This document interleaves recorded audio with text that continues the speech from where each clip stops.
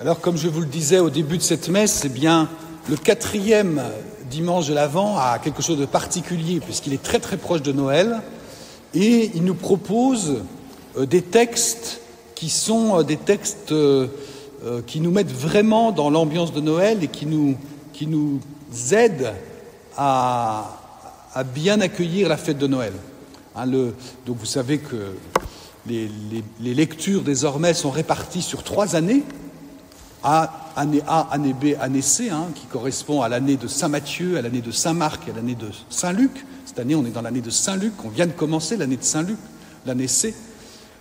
L'année A, ou l'année donc de Saint Matthieu, on lit dans l'évangile de Matthieu l'Annonciation, mais je ne sais pas si vous vous souvenez, l'Annonciation chez Matthieu, c'est l'Annonciation à Saint Joseph. C'est Saint Joseph qui reçoit, qui a décidé de répudier Marie en secret parce qu'il ne comprend pas ce qui se passe. Et puis là, il y a l'ange qui lui dit « Non, tu vas t'en occuper. Tu vas assumer ce mystère, même si tu ne comprends pas tout, tu vas t'en occuper. » Donc c'est la première étude, cette année-là. Donc c'est une manière de nous préparer à Noël en voyant déjà le début d'un mystère qui dépasse. Saint Joseph, c'est un peu l'image de ce que nous pouvons être aussi, qui sommes dépassés par ce qui est en train de se passer, de se produire en Marie. Dieu se fait homme en la Vierge Marie. La deuxième année, donc l'année B, qui est l'année Saint Marc, là on n'a pas l'évangile de Marc, parce que Marc ne parle pas de cet épisode. On a l'évangile de Luc déjà, l'évangile qui précède celui que je viens de vous lire.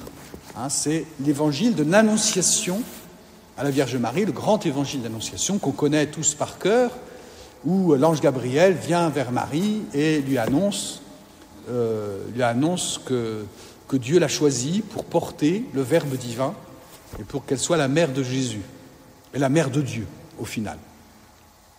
Et on a cette belle parole de Marie qui dit que tout soit fait selon ta parole. Cet acte de foi et d'abandon de Marie, parce qu'elle n'avait pas tout saisi, comme nous d'ailleurs, mais donc Marie a fait un vrai acte de foi quand elle a fait ça.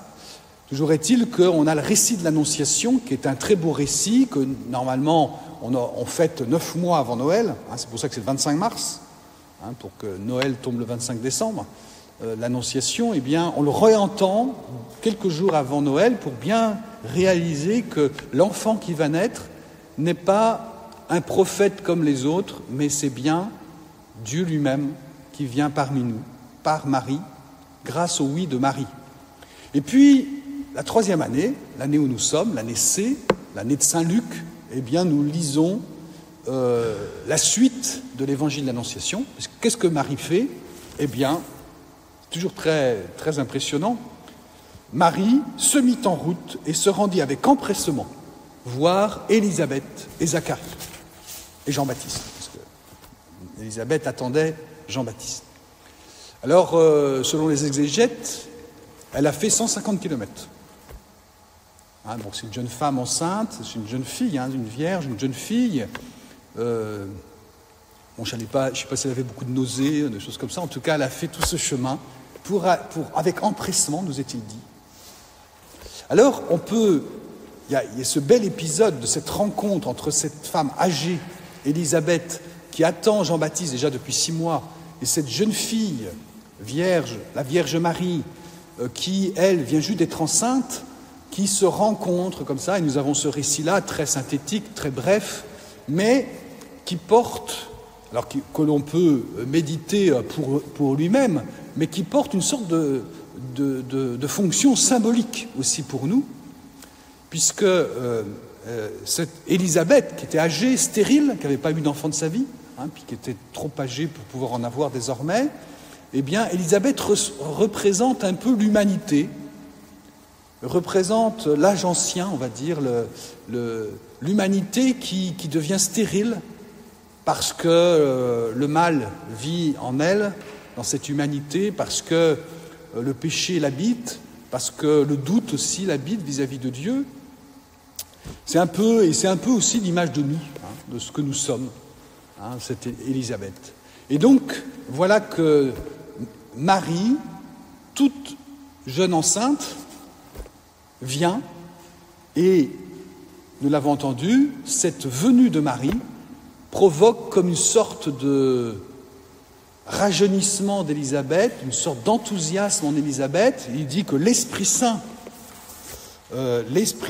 Élisabeth fut remplie de l'Esprit Saint et s'écrie et fait une louange à Marie. Tu es bénie entre toutes les femmes et le fruit de ton sein est béni, de tes entrailles est béni. Qu'on retrouve, vous le savez, dans le Je vous salue Marie, cette parole. On le redit, chaque fois qu'on dit Je vous salue Marie, on dit aussi les paroles de l'ange. Marie pleine de grâce, le Seigneur est avec toi. Ça, c'est la salutation de l'ange. Et puis après, on prend la prière d'Élisabeth, cette action de grâce d'Élisabeth. C'est pour ça que c'est beau de se reconnaître dans Élisabeth. Comme ça, on se laisse prendre par ce qui se passe et on peut accueillir comme Élisabeth. Marie, quand elle arrive, provoque, avec l'enfant Jésus, provoque l'Esprit Saint, le don de l'Esprit Saint, et l'enthousiasme et la louange de l'Élisabeth qui était âgée. Et Élisabeth loue Marie. D'où m'est-il donné que la mère de mon Seigneur vienne jusqu'à moi? Heureuse celle qui a cru à l'accomplissement des paroles qui lui furent dites de la part du Seigneur. Tout ça, eh bien, c'est vraiment le mystère, c'est une manière de se préparer à Noël, parce que c'est accueillir la Vierge Marie. C'est une invitation à accueillir la Vierge Marie pour bien vivre Noël. D'où m'est-il donné que la mère de mon Seigneur vienne jusqu'à moi? On peut le dire pour chacun de nous. La Vierge Marie, quand elle arrive, elle prépare nos cœurs à accueillir Jésus. Elle nous aide à accueillir Jésus. Et nous sommes donc invités, particulièrement, donc dans ces jours qui précèdent Noël, à nous tourner vraiment vers la Vierge Marie, à accueillir Marie comme Élisabeth l'a accueillie, à nous laisser prendre par l'Esprit Saint que la Vierge Marie, quand la Vierge Marie arrive dans un lieu, elle provoque l'effusion de l'Esprit Saint, elle donne l'Esprit Saint. L'Esprit Saint descend sur Élisabeth comme il peut descendre sur nous et nous permet de mieux vivre, de façon plus profonde et plus intérieure, eh bien, la fête de Noël, de façon à ce qu'elle ne soit pas trop superficielle. Parce que quand on est habitué, quand on a nos petites habitudes, et puis quand on a nos fêtes familiales, je ne sais pas comment ça va se passer pour les uns les autres, mais voilà, on a nos petits rituels, on va dire, et donc quelquefois on peut être très superficiel, hein. On dit bon, c'est Noël comme l'année dernière et comme l'année prochaine, et pas le vivre profondément. Et Marie va nous aider à le vivre profondément, plus profondément. Donc j'ai simplement cette invitation à vous lancer. Prenons Marie chez nous, prions Marie. Le Je vous salue Marie, c'est la belle prière, une prière très aimée de la Vierge Marie, nous le savons. N'hésitez pas à prier Marie. Et je vous propose de terminer ma petite homélie par un Je vous salue Marie. Je vous salue Marie, pleine de grâce. Le Seigneur est avec vous. Vous êtes bénie entre toutes les femmes, et Jésus, le fruit de vos entrailles, est béni. Sainte Marie, Mère de Dieu, priez pour nous, pauvres pécheurs, maintenant et à l'heure de notre mort. Amen.